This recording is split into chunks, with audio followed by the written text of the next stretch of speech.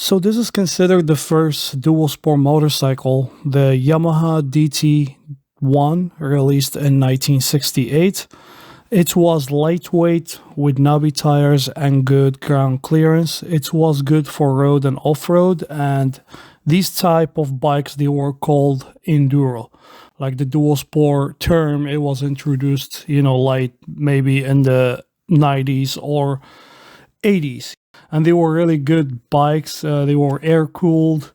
This one was a 250cc, and it was two-stroke and lightweight, and it was great for all around bike.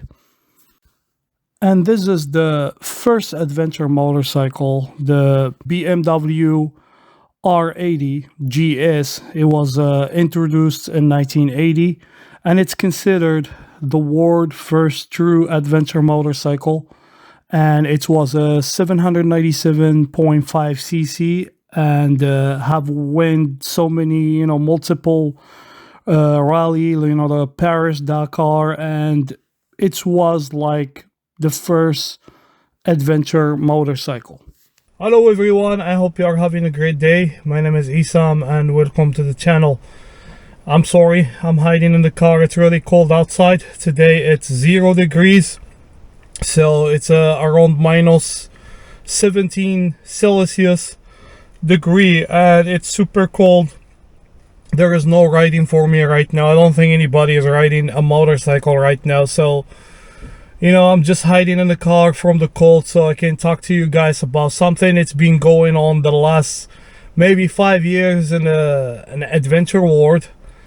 The dual sport term didn't get to be used until maybe 1980 and got very famous in 1990.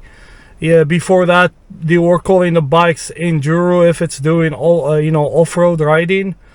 And the last maybe 10 years the adventure segment, it got start, maybe more than that, maybe from 2020 when they have released the V-Strom and 650. After that they were the 1000 cc's, and it just got crazier and crazier. The Africa Twin come back with a 1000cc engine. The BMWs, they keep adding more cc's, but we see in the last few years that actually some companies, they are going, and when it comes to weight, they are trying to make adventure bikes to compete with the dual sport bikes. They are cutting some of that weight and making them more off-road oriented, and some of them, they are getting better at off-road than some of the iconic dual sport bikes. So like if we compare a CF Moto 450 e-bikes to the KLR is considered a dual sport bike, and it's over 450 pound and generates around 40 horsepower. And the CF Moto 450, it's only like 400 or 415 pound and has a better suspension than the KLR and performs off-road better than the KLR. So there is almost like a fight between the adventure world and the dual sport bike, and that, and you see that when you get into some YouTube videos and you go to the comment section and you find people always giving crap to each other. Your bike is too big for off-road riding. Your bike is too skinny for the road. My bike is better than yours. My bike is better than yours. Yeah. Especially the dual sport riders, because they consider them bikes that are more light, and they are more off-road oriented, and they always give crap to the guys who owns big adventure bikes, even midweight bikes like the T7 or the KTM 890 adventure. But like I feel right now that the adventure community and the dual sport community, it's one community. It's the same thing. Dual means it's a Latin word which means dos or do or two. One thing that serves two things. The adventure bikes, they serve off-road than on-road. They may be more on-road oriented, you know, and the Dualsport, you know, they are doing the same thing. You want to be able to commute, you know, to your trails and where you want to go to explore and stuff. Usually you do that over pavement, and you have, you know, the characteristic or the advantage of going and exploring some off-road. Back in the day, it was really obvious, was really easy to explain or to give a definition of an adventure bike and a dual sport bike, because before you find the adventure bikes, for example, they have you know, bigger displacement, like big cc engine, and they are just set up for touring and to eat some miles. And the dual sport bikes, usually they are like around 250 or 300 pound. They look exactly like a dirt bike with the license plate and turn signals, and they are more off-road oriented, and they are, you know, small displacement cc, single cylinder, that they are between 450 and 500 cc engines.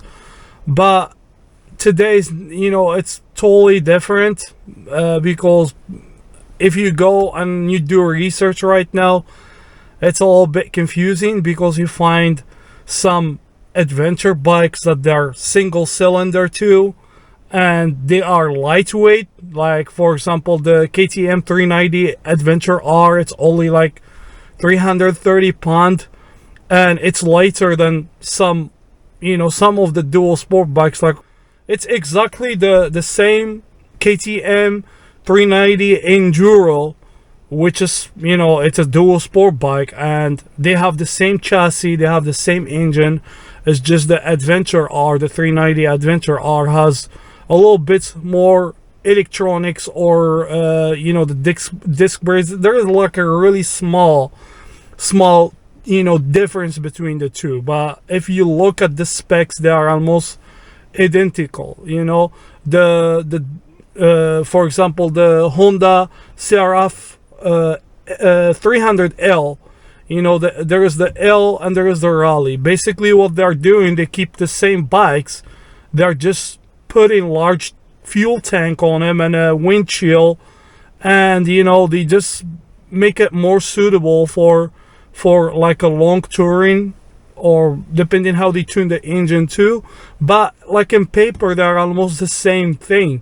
It's like if you have, you know, a Chihuahua and that Chihuahua is the dual sport, and then you put a wig on it, the windshield, and then it becomes an adventure bike. It's the same thing. Like, I feel like the community of the off-road enthusiasts, the adventure riders, the dual sport riders, they are one. There is no difference between an adventure bike and a dual sport bike anymore, especially the last few years. And I feel like we have to stop that, you know, that the debate and that fight all the time, like especially in some Facebook groups, like when we get there, and you know, it's just, I feel like, don't compare a dual sport to an adventure motorcycle. They are different.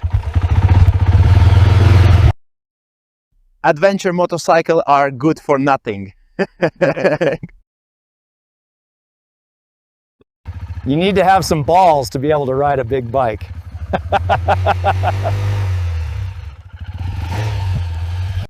like, it's the same thing. There is no difference between them anymore, and this is my opinion. You know, if you feel like, if you have a different opinion or different idea, you know, in this topic, please, you know, say something in the comments. Let me know what you think, and, you know, let's open a discussion and talk about it. You know, I hope you like the video. If you like this type of, you know, videos, if you like, you know, adventure riding, dual sport riding, whatever, help help me grow this channel. Subscribe to the channel. Thank you so much for watching, and I will see you next time. Bye.